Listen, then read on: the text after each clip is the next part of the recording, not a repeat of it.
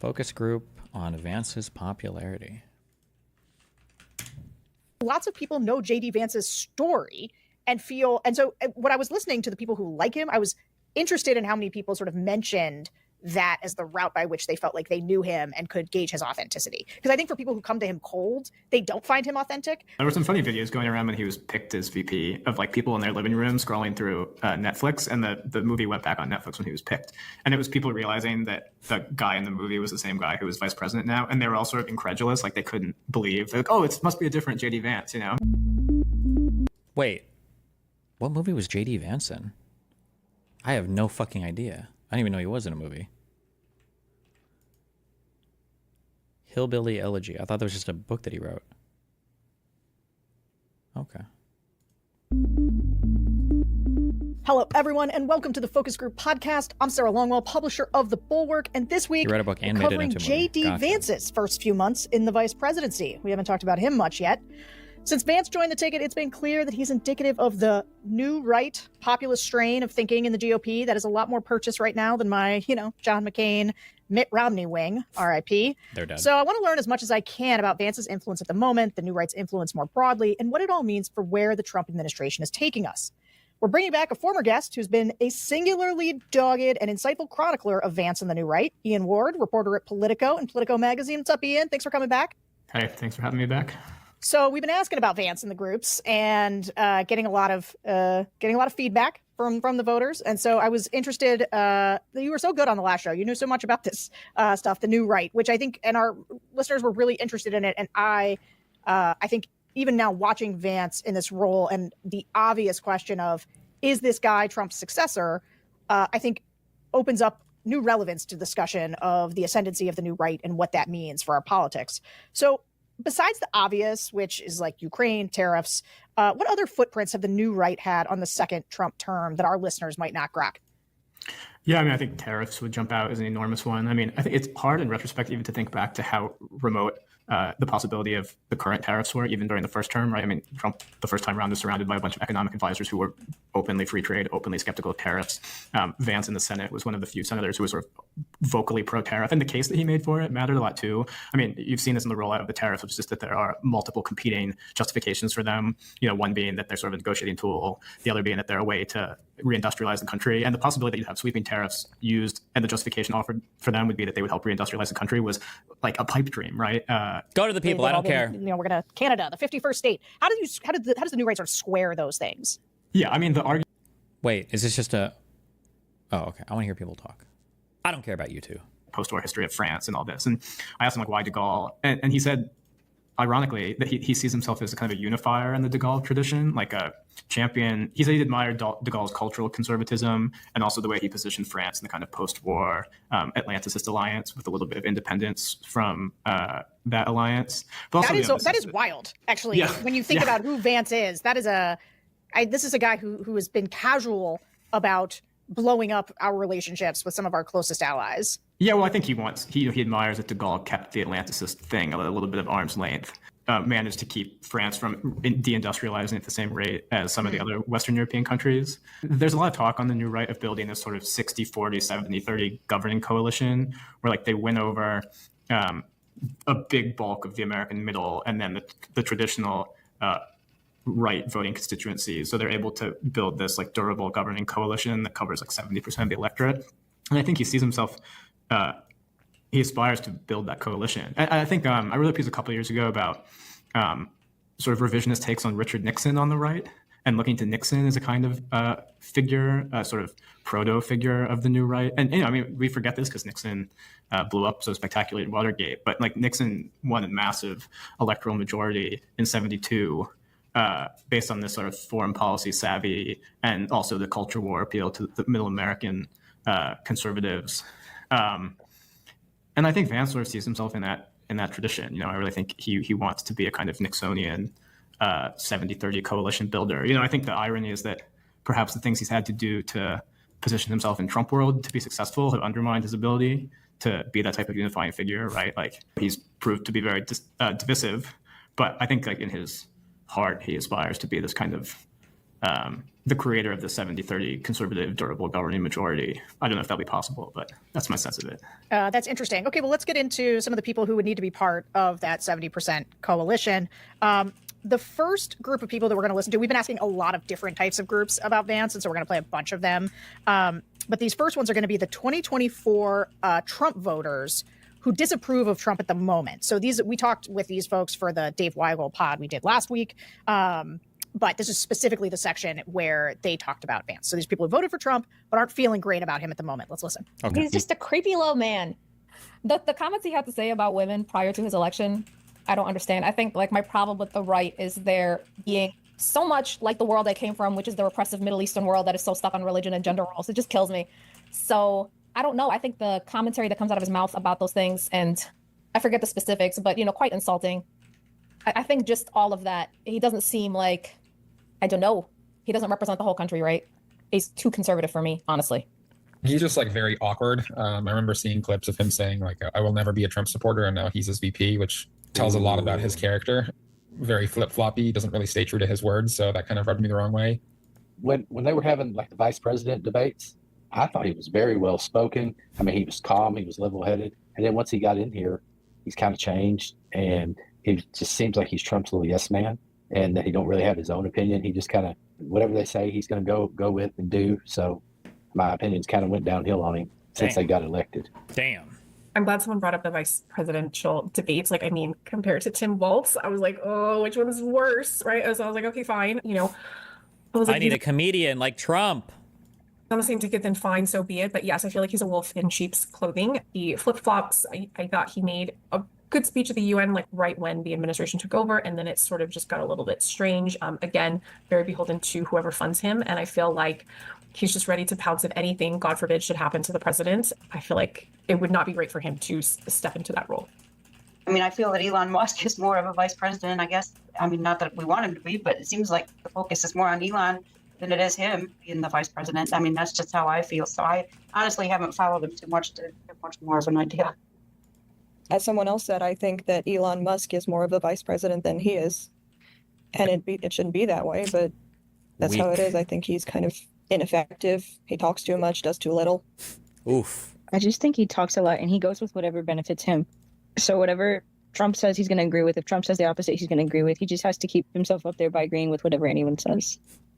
During the debates, he was very articulate, very charming, in my opinion. Then things started switching, changing as time went on. I didn't like when President Zelensky was there and President Trump and Vice President Vance kind of sandbagged Mr. Zelensky.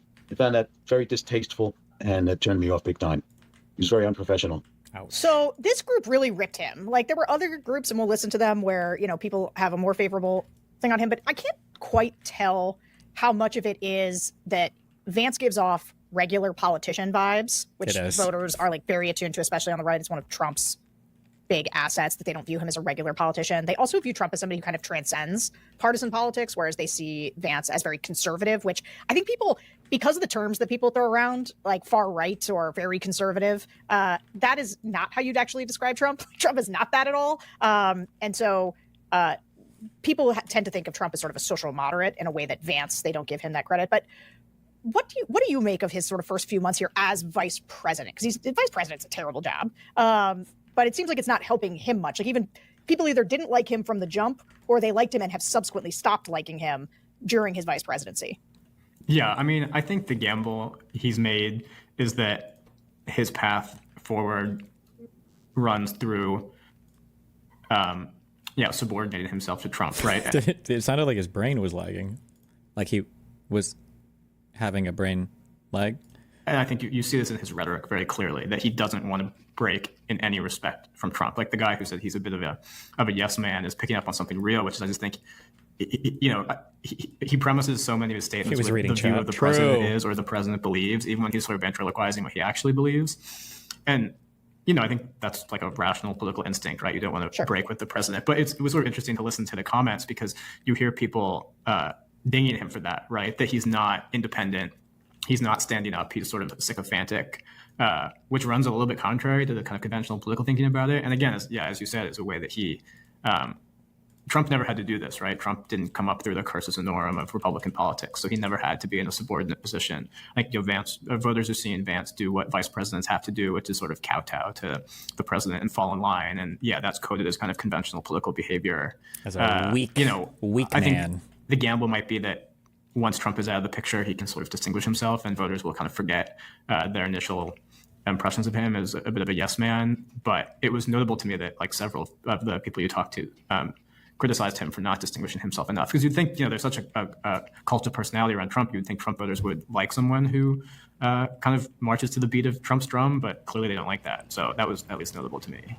Yeah, I mean, sometimes it's tough when I listen to voters. I am trying to listen for when they give a reason for something. I wonder how much of it is like, I just don't like this person and I need to give a reason why, versus like, is that the real reason? Mm-hmm. And to me, like, I actually don't think voters would care that much if you were a yes man to Trump.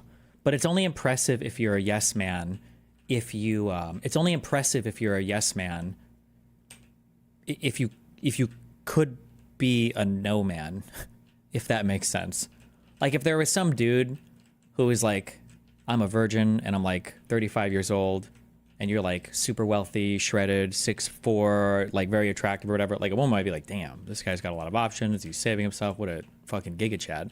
But if you're like a fucking incel and you're 35 and you're like, I have never had sex before. It's like, okay, yeah, because you can't, bro, unless you rape somebody. Okay, good for you. Like, there's a, like, having somebody who would back Trump or even fight with Trump, I think matters a lot more if they have the charisma to carry themselves as an individual. If you come off as like a weak yes man, nobody's gonna like you. Like, you just seem like a loser, which I think Vance kind of has that issue. He doesn't have the charisma, I think, of Trump to do any kind of politicking with the MAGA crowd.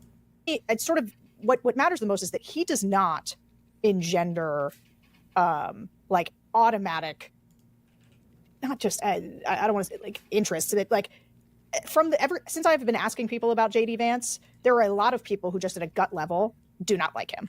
And they don't like him in a way that where like people either hate Trump, but they're like, they can still accommodate it because of his policies, or they sort of like, they know they have to say they don't like him, or they know they have to say he's bad on a bunch of things. They disagree with a bunch of things, but like deep down, they think he's kind of funny and they like watching him mess with everyone. And so like, they do sort of like him. Whereas with JD Vance, what I read off of a lot of voters is just, I don't like this guy. He sucks. Yeah.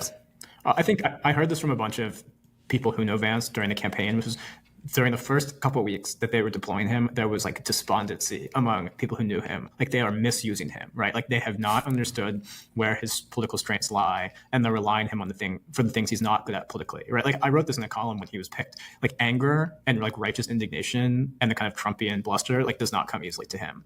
On the stump, he sort of struggles to summon up this kind of like Trumpian anger, right? He's just not good at it. And it comes he's across cringe. He's cringe. Yeah, it comes across as very forced. And he is good at sort of like explaining Trump's policies in a way that make them sound not crazy, and making them sound coherent and rational. And like, they weren't deploying him to do that really until the debate. And I think you saw, when you heard some of this from the people you talked to, like the debate really showed a side of him that the campaign hadn't capitalized on before. And then they used him more in that respect after that. And that's how they deployed him in the early days of the administration, sending him to Munich, sending him to various Silicon Valley conferences to kind of stitch the whole policy agenda into a coherent thing.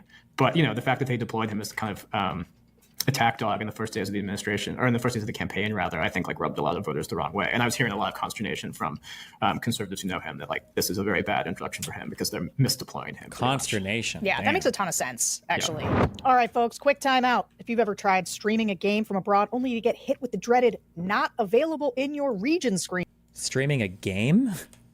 Tried streaming a game from abroad only to get hit. They mean like a sports ball game. I thought I was getting an ad that was relevant to me for once. Fuck you. Hit with the dreaded not available in your region screen. You know how frustrating that can be. But there is a workaround. Surfshark VPN. If you're tired of feeling like you're being followed around the web, Surfshark VPN's got you. It masks your real IP address, and by doing this, it hides your online activity, encrypts your data, and blocks creepy trackers. I felt so much safer online since I started using it. Plus, when I travel, or pretend I am to get better streaming options, I just change my virtual location. Boom! I'm watching shows from around the world like I'm sitting on my couch back home. And guess what? One subscription covers unlimited devices. Your phone, your laptop, your tablet, your smart TV, Surfshark's got them all covered. You can check out Surfshark Alert too. It warns you if your email or passwords are part of a data breach. It's like a digital immune system for your identity. Secure your privacy with Surfshark. Go to surfshark.com/thefocusgroup or use code TheFocusGroup for 4 extra months of Surfshark. That's surfshark.com/thefocusgroup or code TheFocusGroup for 4 extra months. Okay. The URL is also in the show notes. Go check them out. And they Thank have you. a risk-free 30-day money-back guarantee. Will do. So no risk, just secure browsing. One Awesome. of the things that is my least favorite, personally, about JD Vance is his comfort with ignoring court orders. And that was his advice to Trump when he was a Senate candidate back in 2021. Just ignore the courts, Mr. President. Or Trump wasn't president then. But just ignore the courts. And now that the administration is stonewalling the Supreme Court and may give them, just the full-on middle finger eventually, Vance has been out there he's one of the big proponents of that. Like, why should we do that? He shitposts about it on Twitter and gets in fights with like John Favreau or Tim Miller. And so like the authoritarian impulses do feel like one of his fingerprints on the administration to me. And you've written about it. Like, what's his intellectual justification for ignoring the courts? Yeah, I got this out of him. I'm sort of proud of this as a reporting accomplishment. Back when I interviewed him in 2023, I asked him just to explain this to me. He said he sees, he says it's easy to look at someone saying you should ignore the courts as a constitutional crisis. And he says what the real constitutional crisis is the court stepping in and usurping the prerogative of the executive, right? The example he gave was with firing civil servants. And he says if the court steps in and says the chief executive can't control the executive branch, and that means personnel and hiring and firing and all that. He says that's the constitutional crisis, right? Which is you have a breach of the separation of powers. You have the Article 3 judicial branch usurping Article 2 powers from the executive.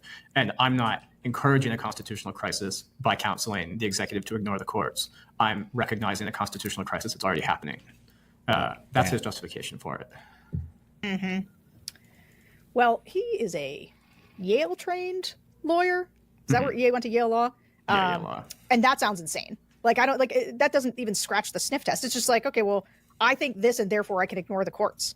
Mm-hmm. Yeah. I mean, I think there is a long conservative tradition of being based in the conservative legal movement of challenging like these independent agencies, right? The Consumer Financial Protection Bureau, the Fed, if you go back further. And I think he's like appealing to that tradition of argument that, this is the unitary executive theory, so on and so forth. Just that the executive should have total authority to over do whatever the fuck any they want. entity within the executive branch, But that's not the courts. Yeah. Well, okay, I see what you're saying, that the courts can't step in and stop him. That has been the function of the courts, though, for this is sort of basic U.S. civics, checks and balances. There are 3 branches of government. Who cares? Even you saw this in some of the judicial opinions that have come down, that even for those who would say more focus group, the kind of bureaucratic managerialism of democracy. They were still very mixed, but many of them had positive things to say. Interesting to me, because these are people who went Biden-Trump, and those were people who went Trump. Those were Trumpers the first time. They were just frustrated with Trump's first 110 days. And they were super negative. But the Biden to Trump voters were actually a little, they were still very mixed, but many of them had positive things to say. Let's listen. And he's doing exactly what the vice president should be doing. Trump sends him, go over here, talk to this guy, do this, whatever.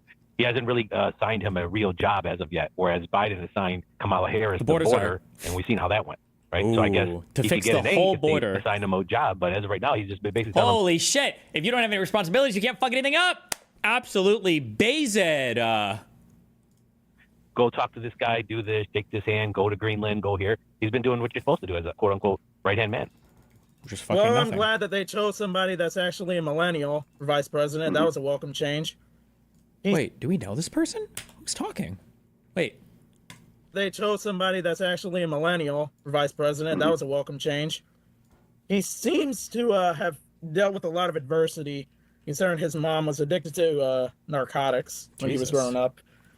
And he's pretty articulate. I think that's also what helped Trump win independence.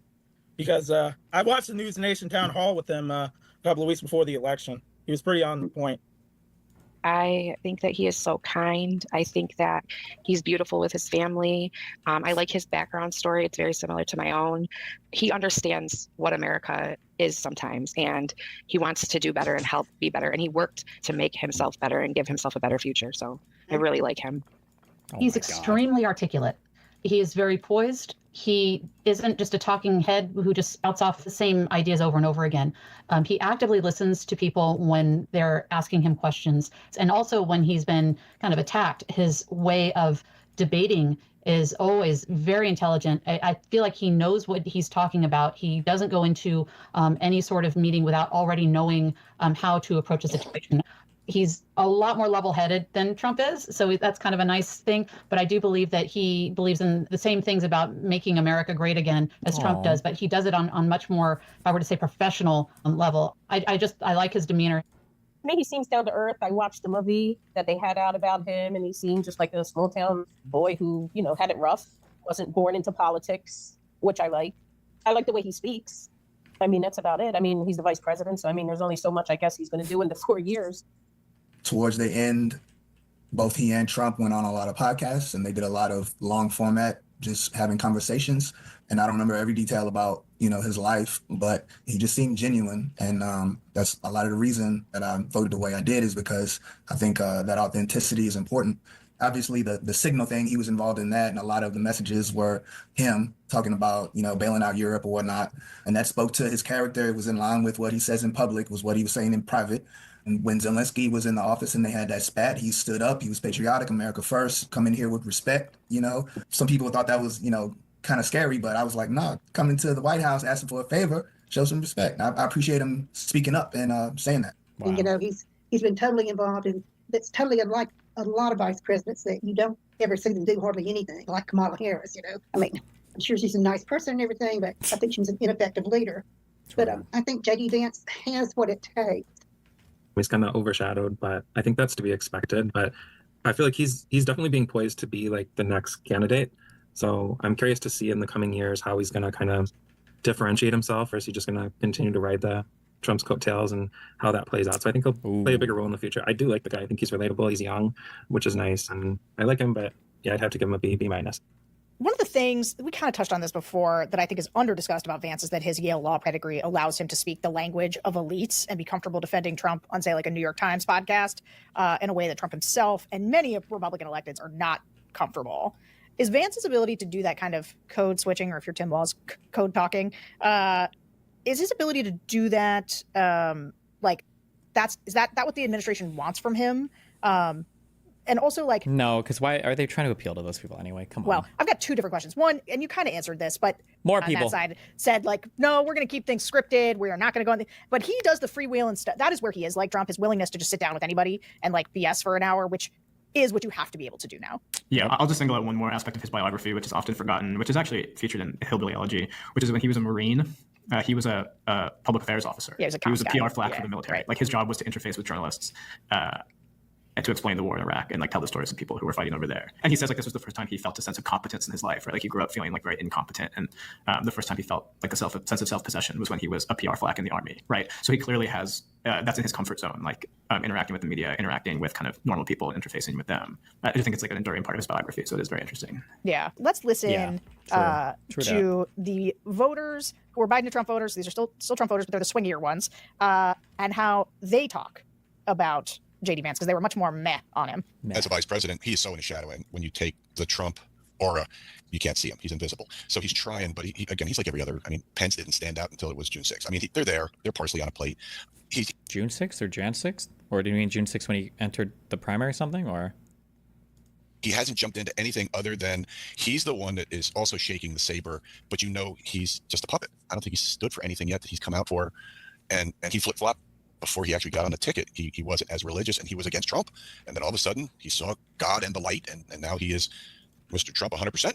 And he's religion, and women should have babies and stay at home. And Juneteenth? Okay, dude, but he's fully engrossed in the current ticket. But I think he's just a puppet. I've just heard bad things about him, and please don't ask me to express what I've heard, because I don't remember. Just all of my friends don't like him. Every conservative ever. And I just got bad reviews for him. But I'm not super informed on it, so I study up on him if he was up for election. I give him a C, like everyone else is saying. I'm not really sure what I don't really know he's fuck doing. all about him, but I'm pretty sure I don't like him. Trump. I do like that he always, has Trump's back. The Zelensky interview, I didn't love that, how he talked to him. So he's just kind of middle of the road for me. I gave him a B because it's more of a B for the administration, I guess, because he's just blends into the administration. He doesn't really. You see, that's what I mean. I feel like this. I'm curious. Obviously, this is like a focus group, and who knows how pervasive the thought is. But I just feel like Vance is not very visible. Like he's like the Trump VP, like literally. Like he's Trump's vice president, and that's it.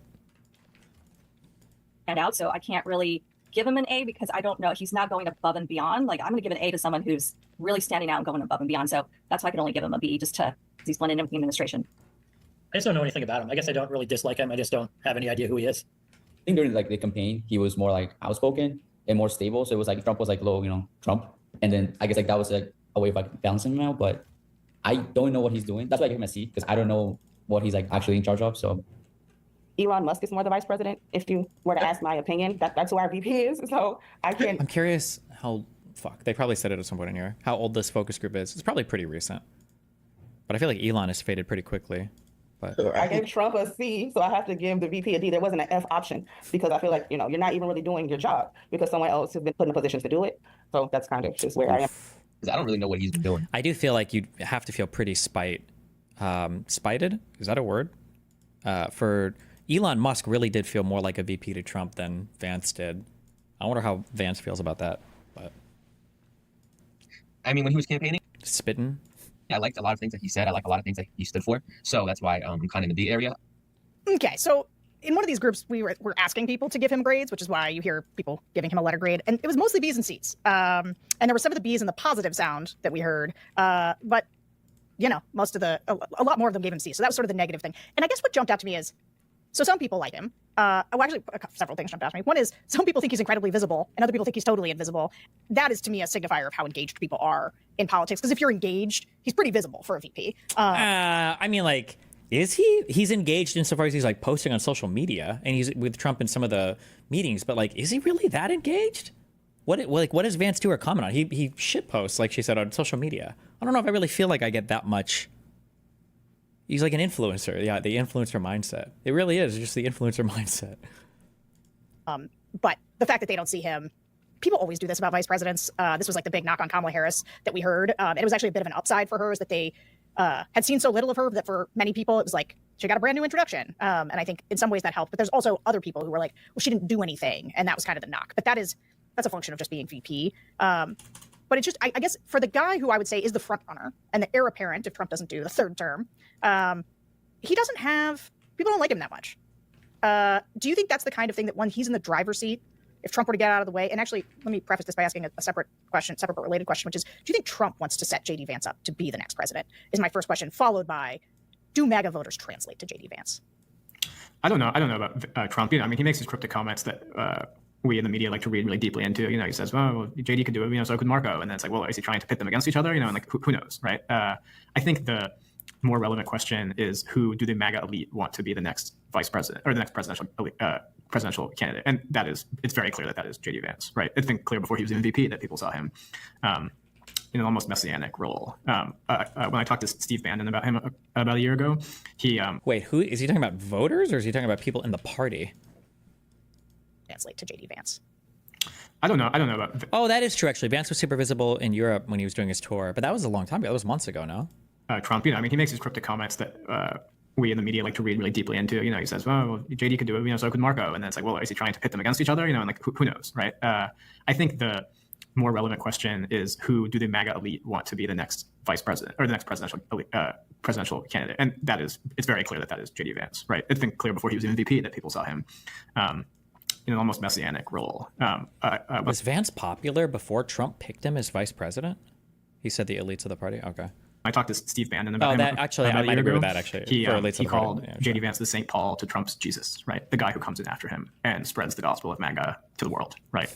I think a lot of MAGA elites see him in that role. I think we talked about this last time, but that Trump is the destroyer and Vance is the builder. That is a very enduring construct within the elite MAGA world. So yeah, I think there's a lot of momentum behind him. Does it translate to the MAGA voter? I think the thing that stood out to me from that group in particular was how undefined he is, right? There's a lot of people who just don't know enough about him to have an opinion. And I think that's a very valuable currency in the political realm, right? Like the opportunity to define yourself. Even with all the visibility valuable to be unknown on the campaign and in the administration so far, there does seem to be a big block of voters who just, he's a big question mark for them.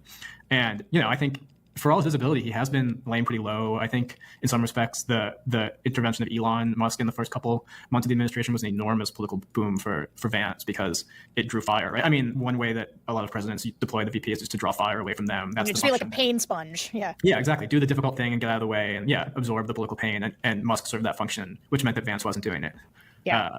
So he's getting to look. In fact, he's getting to look kind of presidential, not the attack dog, but the Munich speaker. Exactly. Yeah, the Munich speaker, the elite translator. So I think the fact that he's undefined, if I were in his shoes, would be encouraging in some respects. Yeah. But we'll have to see. I mean, I also think 4 years is an eternity, right? In the political world, it's. I go back to Nixon, right? I mean, the way that Nixon was viewed as Eisenhower's VP was nothing like the way that Nixon campaigned in '68, right? Like he had a whole life that's now the first chapter in the biographies about him as the VP, and it had almost no bearing on his. He was able to completely reinvent himself politically when he ran for president, and completely distance himself from his reputation as VP. And it's possible that the Vance camp is just betting that they'll be able to do a similar thing. Like his reputation as VP won't ultimately matter once Trump's out of the way. They can work to really define him differently, and they just need to do what they need to do to get him in that position for now. I think that's not an insane political gamble to make. Yeah. I agree with you. All right. I want to close on a trend we heard from time to time in these groups that's been pretty interesting. Some of the things that Vance is best known to have been he is an internet guy. He's an online guy. And both, whether it's Twitter, whether it's Netflix, as you pointed out before, he's memeified in some ways. And let's listen to a mix of what the Trump disapprovers and the Biden to Trump voters, this is kind of everybody in, what they said about sort of the online vibes from Vance. Firstly, I think just killed the Pope Vance is a fake Catholic. He called Pope Francis a pastor. That's not what you do. And then the whole thing of the Pope seeing Vance as the last person before he passed away was kind of awkward and funny as well. So I agree with what most people say, that he's just very awkward and maybe even a little dishonest. The 86th. I actually was just looking for a movie to watch, and I haven't watched it yet, but his bibliography, there's a movie made. He wrote a book, and it became a movie, and it has major actors in it. It came out 2020. And I didn't believe it was him at first. JD Vance was like, it has to be a different JD Vance. There's no way. And nope, it was him. And talked about his adversity and how he grew up in bad conditions and worked his way out of it. When I read that, I was like, that's actually cool. You were a regular person. You saw the chance and you took it and you worked to get out. And I think that's a really good concept to represent America. And he seems so far to kind of help balance Trump when Trump can get a little angry or things like that. Honest, I haven't really followed very much about him. The only thing I really can say much about, I mean, I did watch the movie about him, The Hillbilly Elegy, so I can base an opinion on that. I mean, he's worked hard, I guess, in his life to be where he is today. I mean, I'll give him that. I feel like during campaigning, he kind of was doing good until he started to get critiqued. There were the jokes about him on the couch and et cetera, et cetera. It's like he became a joke. So I feel like even Trump realized he became a joke. And we then said, okay, we'll throw Elon. Not the couch because fucker. Vance is sort of the first truly, because he's young, as people point out, the truly internet native person to hold either the presidency or the vice presidency. And he has the Twitter habit, to prove it. This guy is on Twitter all the time fighting with everybody, including us over here at the Bulwark. So he can see all of the couch jokes, the killed the Pope jokes, and the did you even say thank you memes that came out of the Zelensky meeting. But how do you think he's handled that? Do you think it's good for him as vice president to be kind of like a shit posting brawler on Twitter? Is that the future of somebody who's going to be the president? Yeah, I think one of the more relatable things about him is that he clearly spends way too much time on Twitter, which I'm sure you and I both. It's relatable to us. But, I don't know about regular people without mental illnesses like we have. He's online to the point where you can tell he understands the micro distinctions and the clicks on Twitter, right? He engages with certain accounts that you only would engage with if you really understood how the Twitter world works, which I just think is funny. It's just, and occasionally he posts these very long kind of policy memos almost and replies, which is an insane way to conduct sometimes foreign policy, sometimes domestic policy. Yeah, you do it on Signal like a normal person. Yeah, exactly. I think you kind of have to be memeable to be president. Yeah, to answer your question. I mean, Trump is AI memed all the time. The way he uses Twitter and online generally is sort of bizarre and interesting. He posted a video of himself making biscuits on Thanksgiving, I think, which it was just I don't know what to make of it. It was an attempt to be relatable. I think it's sort of a little bit tongue-in-cheek, right? He knows that, there were those memes going around of him as kind of overweight, wearing the spinny rainbow hat. You know what I'm talking about? Like the Tweedledee Tweedledum. Yeah, I know what the hat is. I'm not sure I saw the meme. Yeah, I think you want to be memeable, right? You want to be a subject of internet culture if you want to be president. Because as you said before, the way that I didn't see this world meme, we live did in, I? where politics is in some respects upstream of culture, the way to have political cachet is to have cultural cachet, and that includes being an AI meme or being, a GIF or whatnot. So even if it's a wholly made up but persistent thing that you somehow have sexual relations with the couch. I don't know where that came I don't know from. how much that's persisted. Maybe it defined him in some respects early on. I don't know. The memes of him. Sort of overweight with the big face. I think become more ubiquitous from my own Twitter dwelling, but I'm not an expert on these things. So you're right though that some of that stuff has gone away. It's good. It was was quite stupid and certainly untrue. Yeah, I mean, he's sort of lighthearted. You know, he posts. He's a poster, right? Like when he broke there was the video going around of him breaking the college football championship statue, and he made a joke about it. He did. You know, or when it came out that Ohio State was going to be in the final on the night of inauguration, he said like, "Should I go?" You know, he's a digital native, and he engages in Twitter in a way that I think like not all politicians do. So you know, I think there's maybe some strength in there. I don't know how decisive it'll be, but he clearly knows his way around those corners of the internet. Yeah, I think it is a sickness that is still somehow in the new media environment an asset. Yeah, I mean, the ironic thing, just to wrap it up, is like there's a very strong critique of the way that communications technology has screwed up the modern world on the new right. You know, like poisoned our brains, and yet all these people seem like maximally poisoned by communications technology. You know, so you wonder like, well, if they are such vociferous critics of it, why do they succumb to it so easily? And is it a refracted self-critique? Not to get too Freudian about it, but like, are they projecting their own insecurities about the ways that technology has screwed with their own brains into the kind of cultural and political sphere? Oh, to take that further, or their own guilt, as many of them have built. You know, I mean, this is where the tech titans now live on the new right. I mean, you know, it's like either we're going to be a monarchical society or we're going to go seasteading, you know, with Peter Thiel or whatever, and we're all going to get blood transfusions to stay young forever. Like, I don't know, these guys. It has been striking to me, and increasingly so, how much of our cultural life now is dominated by people who do seem sort of broken by the internet or have built, like when I see Zuckerberg saying, well, we're going to give people AI friends because most people want to have more friends and they don't have them. And I'm like, the sadness of Mark Zuckerberg at being a friendless dude is leading us to like ruin as everybody, you know, stops interfacing with real people and is just going to have robot friends. I do think it's a challenge for the left, which is that as the right and the new right in particular have appropriated these arguments that were once lefty arguments, right? Like a critique of communications technologies, the way it's alienated us from the world, right? That's a critique that was pioneered on the left, which has now become the right. And it's challenging for the left not to become reflexively opposed to that, right? Like, I think a lot of people feel that their relationship with the world is screwed up by technology. And, you know, we don't want to go through our lives staring at our phones constantly. It's not a good way to live.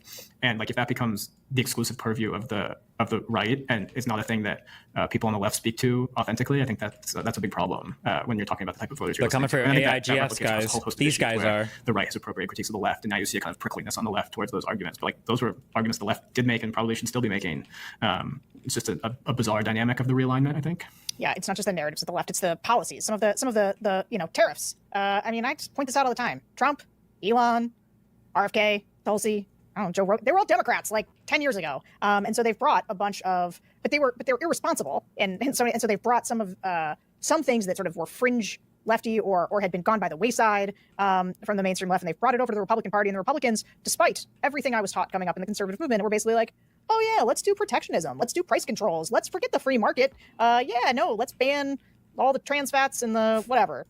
These are just in vaccines too; those are bad. Like, all this stuff, not none of it, but much of it is new to the mainstream Republican movement, which I think it's a good place to leave it on the fact that I think it is what is interesting to me about Vance more than anything else is that he does have a coherent view of what he would like to do in a way that voters have been like a real kind of weird salad of all kinds of stuff. And there's been a lot of political realignment, and Trump has a political project kind of, and America First is less a project as it is more of like it's a presentation of priorities. It's like a way we're going to orient and prioritize things. Whereas Vance has like a real ideological project he wants to execute. Which is way spookier. And I suspect that the deep ideological project might be actually less appealing to voters than the charismatic, above politics, burn it all down approach of Donald Trump. Yeah, I think he is proving to be politically savvier than a lot of people anticipated. Really? I guess we'll see. You kind of underestimate him at your own risk, I think. I am underestimating him actively right now. Has surprised a lot of people, even within the MAGA coalition, who I think were initially skeptical of him. He surprised a lot of people with how savvy he is, both sort of in the blocking and tackling of politics and the ideological and messaging side of it. So he hasn't really dropped the ball enormously yet. 4 years is a long time, but he has a lot of runway ahead of him, I think. Well, I mean, he did do the whole eating dogs and cats things. But yes, didn't seem to go against him. So, Ian Ward, thank you so much for coming back. And thanks to all of you for listening to another episode of Focus Group Podcast. We'll be back next week. But in the meantime, remember to rate and review us on Apple Podcasts, subscribe to The Bulwark on YouTube, and become a Bulwark Plus member at thebulwark.com. We will see you next week, guys. Wow, thanks.